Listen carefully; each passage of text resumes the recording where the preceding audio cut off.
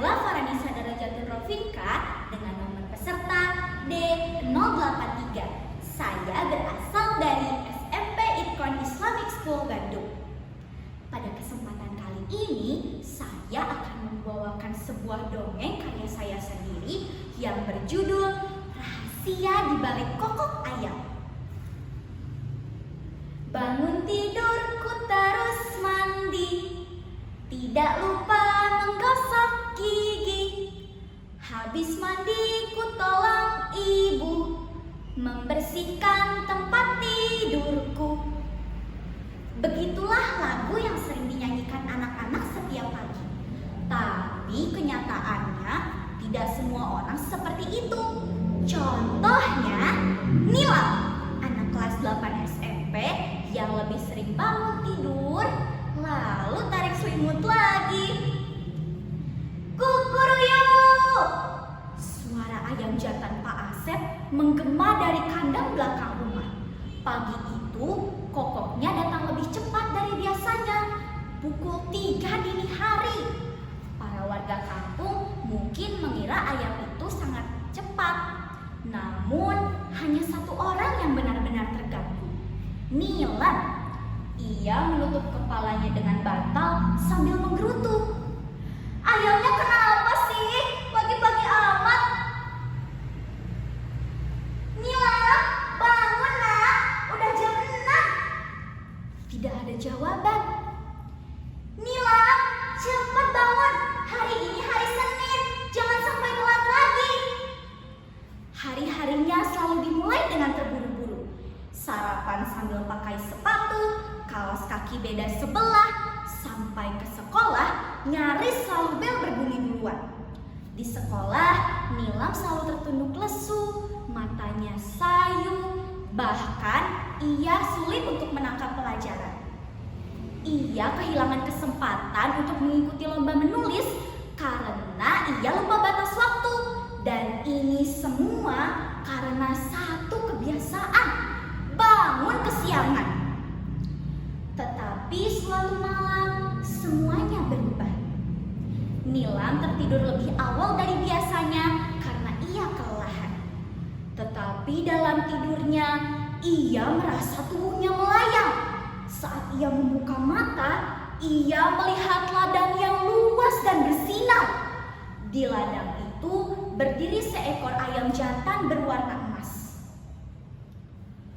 Hei, akhirnya kamu datang juga. Apa nggak capek tidur terus? Dunia udah berjalan, burung-burung udah berterbangan, tapi kamu malah tidur. Weleh-weleh. Nilam terkejut. Ayam bisa bicara. Aku ini ayam penjaga pagi, dan kamu nak Nilam terancam dikeluarkan dari daftar manusia sukses. Kenapa? Ya ampun, kamu itu sudah melewatkan banyak hal. Embun pagi, udara segar, harum masakan ibumu, itu semua adanya pagi. Tapi kamu malah tertidur pulas. Waduh. Tiba-tiba si ayam itu mengepakkan sayapnya dan dia pergi melintasi perkampungan. Di bawah, Nila melihat hal-hal yang belum pernah ia lihat. Seorang kakek sedang menyapu halaman sambil bersenandung. Ibu-ibu menanak nasi dan menumbuk sambal dengan irama yang khas. Anak-anak membawa ember air dan gayung sambil tertawa. Burung-burung juga berkicauan dengan indah. Ada wangi kayu bakar, wangi daun jeruk, dan angin yang melintasi dedaunan. Lihat tuh, si ayam terus mengoceh. Ini semua cuma bisa dilihat sama orang yang bangun pagi. Kamu bangun jam 7 juga masih ngucek-ngucek mata. Terus aku harus gimana? Nila merasa bersalah. Ya kamu bangunlah, bangun lebih pagi. Besok ketika kamu dengar aku teriak, kukuruyuk, kamu langsung bangun.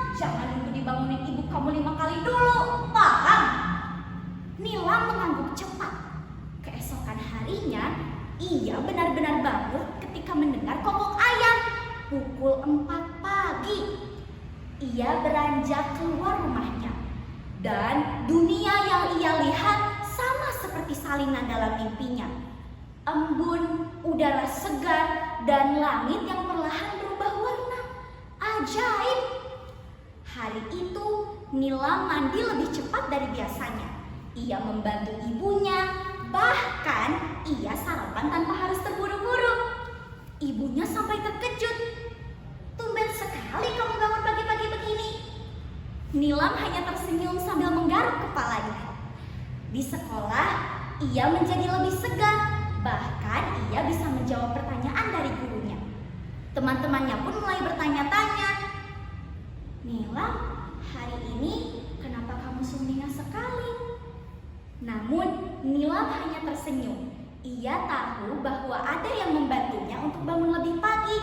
Seekor ayam jantan keemasan. Setelah itu, ia tidak pernah bangun terlambat lagi. Setiap ia mendengar kokok ayam, bukannya ia menutup kepalanya dengan bantal, dia malah berkata, "Siapa ayam? Aku, Pak."